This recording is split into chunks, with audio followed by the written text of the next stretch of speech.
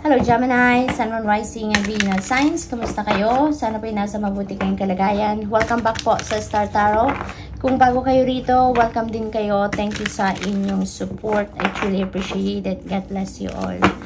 Gemini, we have just asked and you shall receive. Ayan, parang iniimbitahan kayo ng Divine Universe ngayon na humingi kayo kung ano ang gusto ninyo. Dahil yan ay that will be provided to you, that will be given to you. No? Parang ganon. So there are many here in the spirit world that can assist you at this time. Ayan, so humingi lang kayo ng tulong. Huwag kayong magdalawang isip. If you have concerns ngayon na kailangan ninyong i-address, you know, and maybe nahihirapan na kayo by yourself, no? Nako, hindi nyo kailangang maramdaman yan, no, Gemini, dahil yung spirit world, yung spirit realm is full force na tutulungan ka. They will come to the rescue, you just need to ask, okay? We are made up of the divine source, your loved ones, friends, guides, angels, and spirit helpers who are waiting to assist you. See, they are just a prayer away, Gemini. They are just a prayer away. You just need to ask, no? At tutulungan kanila ano man ang inyong kailangan. Kaya wag kayong magdalawang isip, magdasal kayo, ask for what you need, no? And they will come to the rescue.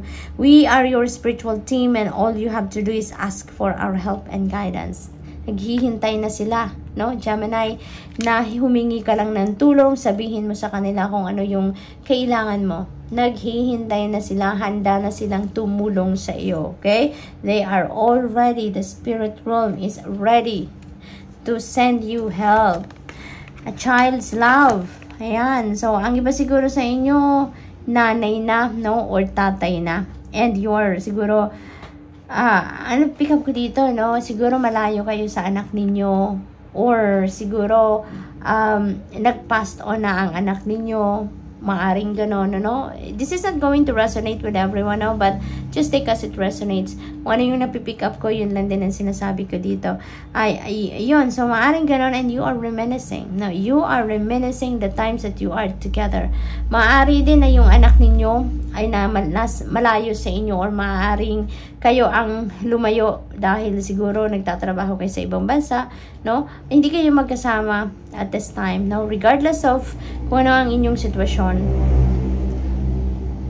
siguro sa ngayon, miss nyo na ang inyong anak. Ngayon, ramdam na ninyo na ang pagkakaroon ng anak ay such a huge blessing for you, no? Nagkaroon kayo ng pagkakataon na maging nanay, maging tatay, and you are very grateful of that, no? Yung ganun na pipick up ko dito. And miss nyo na ang inyong anak. Yun ang siguro, ano ngayon, nagre-recall din kayo at the same time. Siguro nagmumuni-muni kayo. Siguro nag-i-emote kayo ngayon and iniisip nyo yung inyong anak. No, talagang namimiss nyo siguro ng sobra ang inyong anak sa ngayon.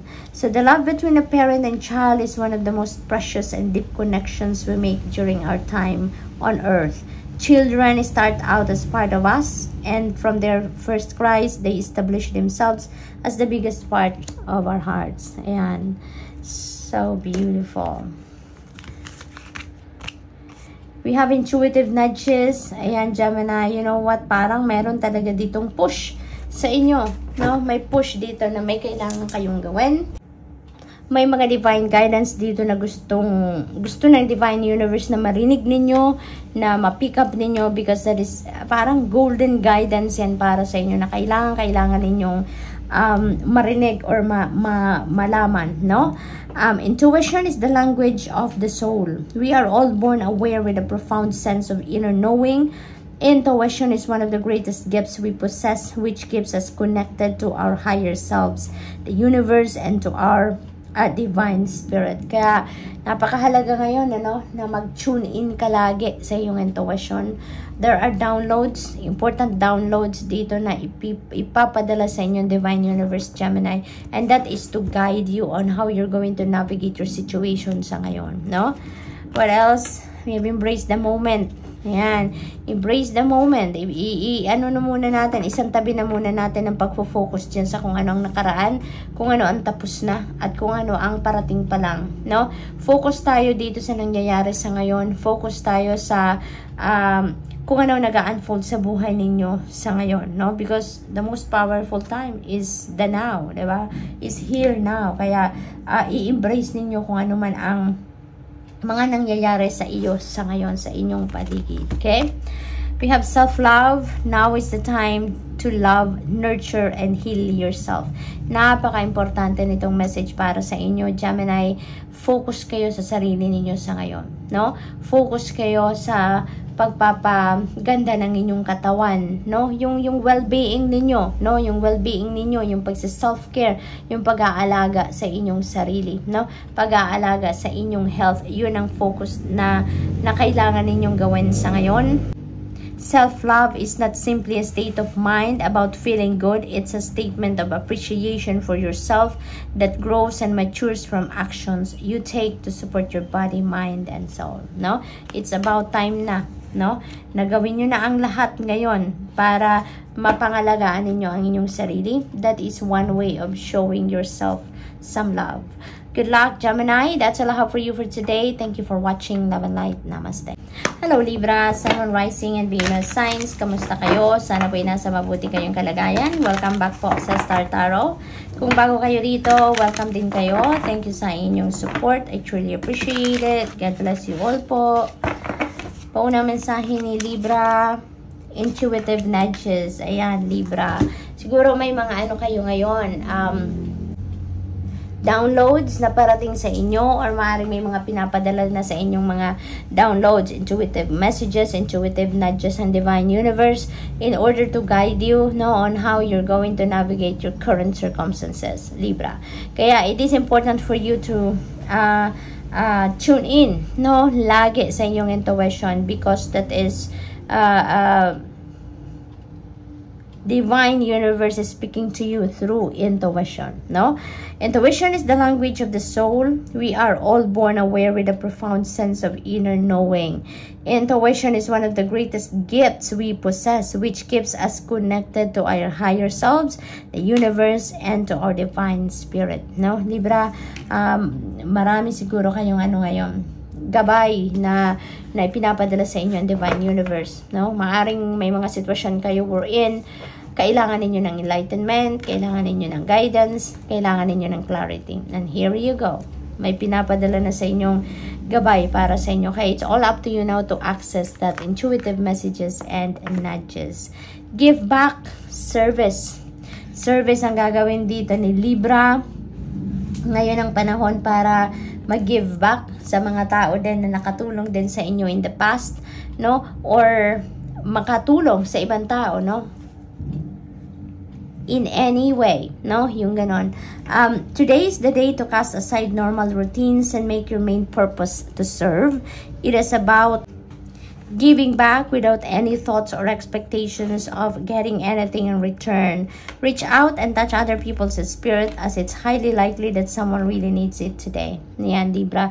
So this looks like today your mission is to give your service, no? To help other people in any way, no? Yung ganon. So, maaaring may mga lalapit sa inyo na tao ngayon na nangangailangan ng tulong, no? Nangangailangan siguro ng advice ninyo, oras, resources, pagkain, no? Anything. And ano naman kayo, very compassionate kayo. Kaya walang problema yan sa inyo, no? You're being called, your new service is being called of you sa ngayon. Kaya yun ang gagawin din ninyo. Yun ang ibibigay ninyo, no? You really have a very big heart then, no? Libra? Believe, ayan, the force that works through your soul, determining what's possible or impossible, the difference between success over failure, and above all, who you are is the power of your belief. Ayan. Kung yun ang pinaniniwalaan ninyo, so be it. Diba? If you believe that if you are amazing, if you believe that you are magnificent, if you believe that you can do anything that you are thinking about, yun talaga ang mangyayari. Diba? Yun ang mangyayari. Kung naniniwala kayo na God has a divine plan for you, yun din talaga ang ipapakita sa iyo ng Divine Universe. Napaka-powerful, no, ng belief, 'di ba? Napaka-powerful ng belief dahil kung anong pinaniniwalaan ninyo, most likely yun din ang babalik sa inyo. Dahil yun ang ina-attract ninyong energy, no? Libra. What else? We have relationships. Ayan, maybe this is a time for you, no, that you are going to focus on your relationships. Ano man yan. Relationship with your person, no? Love and romantic relationship with family, relationship with your friends, no? Regardless kung anong klaseng relationships, maaaring now is the time that you're going to focus on them. Now is the time that you're going to do anything that you can para ma-nurture, ma-cultivate, no? May strengthen ang inyong relationships, no? Kahit anumang klase yan, no? Relationships are just mirror images of your own life, how you feel and treat yourself, as well as how you react and respond to different situations and people around you. So be aware that every relationship is an opportunity for your soul's growth, no? Kaya naman kailangan din natin na alagaan yan. Kailangan natin na binibigyan din natin ng oras yan, no? At pag-aaruga, no? Tulad lang ng pag-aaruga natin sa sarili natin, sa mga alaga natin, no? Yung ganun. What else? Dream talk. Ayan, so may mga panaginip kayo dito, no, Libra? And yung mga panaginip na yan is guidance for you, no? That is the Divine Universe is speaking to you through your dreams. So most likely, Libra, dahil meron din tayong intuitive messages dito or intuitive nudges, you know what? There are important downloads siguro dito na parating talaga sa inyo or binibigay sa inyo ang Divine Universe to guide you, no? Maaring kailangan din ninyo ngayon ng gabay, no? Doon sa kung ano man ang decision siguro na gagawin ninyo or kung ano man ang inyong pinagkakaabalahan ngayon sa buhay. This is the time siguro that you need talaga ng divine guidance para nang sa gayon makarating kayo sa kung saan kayo dapat. Makapag-navigate kayo ng inyong path doon sa kung ano ang tamang direction na dapat ninyong tahakin. Kaya napakahalagang makinig kayo sa iyong intuition and at the same time, pay attention to your dreams, no? Dahil yung mga panaginip na ninyo yan, that is also messages, no? From the divine, okay? Your subconscious constantly and subtly speaks through your dreams. It's just one of the many ways in which your soul and those here in the spirit world can reach out and communicate with you through signs, symbols, messages, and more. So good luck, Libra. That's all I have for you for today. Thank you for watching. Love and light. Namaste. Hello, Aquarius, Sun, Moon, Rising, and Venus signs. Kamusta po kayo? Sana po nasa mabuti kayong kalagayan. Welcome back po sa Star Tarot. Kung bago kayo rito, welcome din kayo. Thank you sa inyong support. I truly appreciate it. God bless you all po. Tingnan natin ang mga messages ninyo for today. Aquarius, pauna mensahe ninyo, new beginnings, napakaganda. Meron kayong fresh start dito, no? Nasisimulan. That could be in any area of life, no? Depende sa inyong sitwasyon.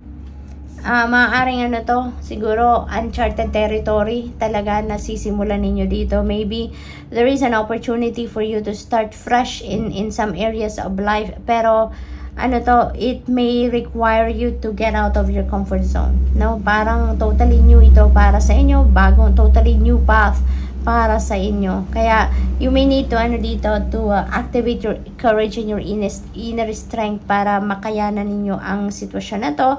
Hindi kayo mag-give up, hindi kayo mahirapan, yung ganon. But instead, maging inspired kayo, motivated, no? And excited, no? At the same time, determined kayo na ma-reach ninyo kung ano man ang goal ninyo dito sa kung ano man ang sisimulan ninyo, no? Everything in life is constantly vibrating and moving, and therefore continuously changing and evolving. Be aware that a new beginning is on the horizon. Have courage and faith, because right now life is trying to nudge you forward and move you in a new direction. So maybe there are also detours dito ang iba sa inyo. Magkakaroon siguro kayo dito din ng mga new perspective. Magkakaroon kayo dito ng mga new ideas, no? That will lead you to a different direction. Yung ganon. So, tingnan natin kung ano pa for Aquarius. We have hello from heaven. Napakaganda naman ito. Spirit realm is saying hello to you by sending you signs, symbols, and synchronicities dito, Aquarius. Maaring nagdadasal kayo, no? Siguro humihingi kayo ng signs. So, siguro humihingi kayo ng confirmation, yung gano'n, ano, or go signal. Para sa kung ano man siguro yung balak ninyong gawin sa ngayon. And they are sending you, no? Symbols, signs, and synchronicities to guide you or to give you the answer, no? Na kailangan ninyo. Your loved ones in the spirit world want to connect with you as much as you want to connect with them. They know you've been thinking of them and they're sending you signs and symbols to show you how much they love you, to prove they're with you at this time. Ayan, so be on the lookout for those symbols then, no? Because yun sinasabi dito na siguro yung mga mahalin nyo sa buhay na nag-pass on the other side are trying to reach out to you by sending you symbols, no? Kaya mahalaga na pag may nakita kayong symbols tulad na lang ng mga nandito, coins, flowers, no, or amoy ng yung mga familiar scents, no, na ginamit siguro or gusto ng mga loved ones in the spirit world, or animals like butterflies, dragonflies, mga ganon, feathers, iba't ibang klaseng kulay ng feathers, you know. You need to decode the meaning of those symbols na ginagamit because those are messages, no? Those are messages from your loved ones. Yun ang mga ginagamit nilang paraan para makipag-usap sa inyo. So, make sure that you decode the meaning of those elements, no? Nang sa gayon, mag-gets ninyo kung ano ang ibig sabihin ng mga loved ones ninyo sa inyo. Okay? Find your center. Ayan. So, maybe there are imbalances na nangyayari sa inyo sa ngayon, Aquarius. Dahil siguro, sa sobrang dami ninyong ginagawa, na maaaring hindi kayo, wala kayo sa sentro ninyo, walang balance kayo, you are only focused on one or couple of things, major areas ng buhay ninyo, and maybe there are things that you are neglecting dito, no? Kaya you need to find your center. You need to ground yourself, no? And you can do that by doing meditation, pag-reflection mode, yung ganon, mag-prayer mode kayo, magpahinga, yan ang kailangan ninyong unang gawin. Mag-me time kayo, yung ganon. Your outside world is a reflection and a manifestation of what's going on inside you at this time. When the outside world becomes so hectic and stressful that your anxiety starts to overwhelm you, then this is an ideal moment to stop and ask, when was the last time I checked in with myself? Ayan na nga. Sobrang daming iniisip ninyo, sobrang daming ginagawa ninyo, hindi ba? Kaya it's about time na, Aquarius, to connect with your soul, no? Tap into your soul so that you know ano na ba nangyayari, ano nang ganap sa buhay ko sa ngayon. Kasi maaring sa sobra din ninyong kabisihan dito, you don't even know yourself anymore, hindi ba? Maaring ganyan ang nararamdaman ng iba sa inyo dito. Kaya it's about time na that you stop, no? Magpahinga, mag-reflect kayo at mag-connect kayo sa inyong sarili. Okay? So, what else? A mother's love. Wow. Maaring iniisip kayo ng mom ninyo. Maaring namimiss na kayo ng sobra ng mom ninyo sa ngayon. Maari din na yung mom ninyo siguro hindi na ninyo nakakausap ng madalas or siguro matagal na kayong last na nakapag-usap kaya namimiss. So either namimiss nyo ang mom ninyo or miss na kayo ng inyong mom, no? Kung yung and you know what to do, no? You know what to do na, Aquarius. Maybe you need to reach out to your mom, no? Kailangan ninyong tumawag, mag-email man lang, mag-text, yung ganon, mag-video call kayo. And kahit ano man ang gawin ninyong pakikipag-usap sa kanya or way of connecting with her sa ngayon, sigurado ako that will be well appreciated ng mom ninyo because that is an effort, no? For others of you, maaring yung mom ninyo siguro, if your mom is on the other side na, maaring ang mensaheng ito naghahatid ng mensahe para sa inyo na pinapaalam sa inyo ng mom ninyo na she never left. She never left you, no? Katawan lang niya ang umalis pero yung pagmamahal niya ay lagi pa rin nandyan kahit nasa other side na siya, no? minamahal ka pa rin niya. Patuloy siyang nagpapadala ng love sa'yo. Patuloy kanyang binabantayan, inaalagaan, at ginagabayan, no? A mother's love is reaching out to you at this time and holding you close. She knows how much you miss her and wants to remind you that this is a special bond of love can never be broken. Nakakaiyak. Nakaka-touch naman yun. We have belief, ayan, the force that works through your soul, no? Determining what's possible or impossible. The difference between success over failure and above all who you are is the power of your belief.